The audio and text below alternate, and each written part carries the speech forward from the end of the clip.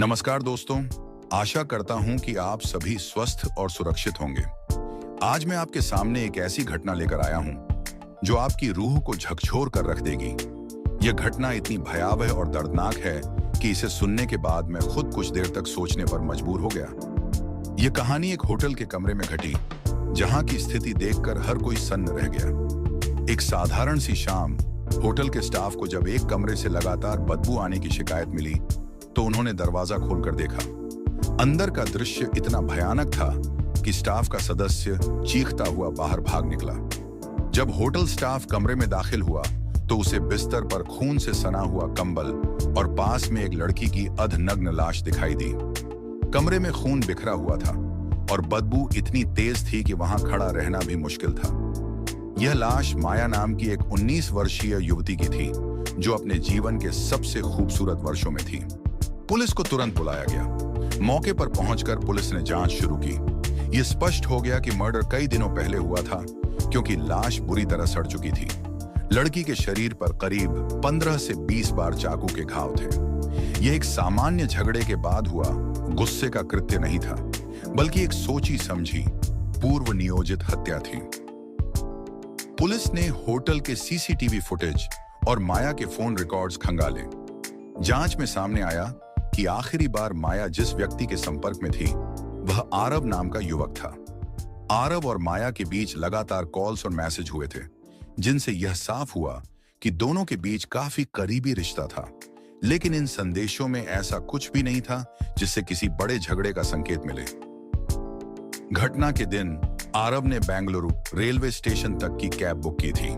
इसके बाद उसका फोन स्विच ऑफ हो गया। पुलिस ने मान लिया कि आरव ही मुख्य संदिग्ध है और उसकी तलाश शुरू कर दी। आरव को पकड़ना आसान नहीं था। वह गिरफ्तारी से बचने के लिए पूरे देश में इधर उधर घूमता रहा। उसने करीब 3500 किलोमीटर का सफर तय किया, जिसमें वह मध्य प्रदेश, उत्तर प्रदेश, वाराणसी और अन्य कई स्थानों से होकर गुजरा। लेकिन आखिरकार पुलिस ने उसे कर्नाटक के कैंपेगौड़ा एयरपोर्ट से गिरफ्तार कर लिया। गिरफ्तारी के बाद जब आरव से पूछताछ की गई तो उसने बताया कि उसने माया को पर्सनल वजहों से मारा, लेकिन वह इन वजहों को विस्तार से बताने से बचता रहा। पुलिस जांच में यह बात सामने आई कि आरव का बचपन काफी कठिन और दर्दनाक था। उसके माता पिता के बीच तलाक हो गया था और उसे माता पिता का पर्याप्त प्यार और मार्गदर्शन नहीं मिला। उसने अपने जीवन में बहुत अकेलापन और असुरक्षा महसूस की। मनोवैज्ञानिकों का मानना है कि इस तरह की अस्थिर मानसिक स्थिति लोगों को क्रूर और हिंसक बना सकती है। आरव ने माया के साथ एक गहरे संबंध की कल्पना कर ली थी और वह उसे अपनी प्रॉपर्टी समझने लगा था। यह घटना हमें सिखाती है कि प्यार एक खूबसूरत एहसास है, लेकिन जब यह जुनून में बदल जाए तो तबाही ला सकता है। जब किसी रिश्ते में विश्वास और परिपक्वता न हो तो वह रिश्ता एक खतरनाक मोड़ ले सकता है। महान दार्शनिक चाणक्य ने भी कहा है कि किसी भी रिश्ते में धैर्य, समझदारी और संतुलन होना जरूरी है। यदि रिश्ते में असुरक्षा, स्वार्थ या अति लगाव आ जाए तो यह विनाश का कारण बन सकता है। माया सिर्फ 19 साल की थी। उसकी जिंदगी के सपने और आकांक्षाएं अभी शुरू ही हुई थीं।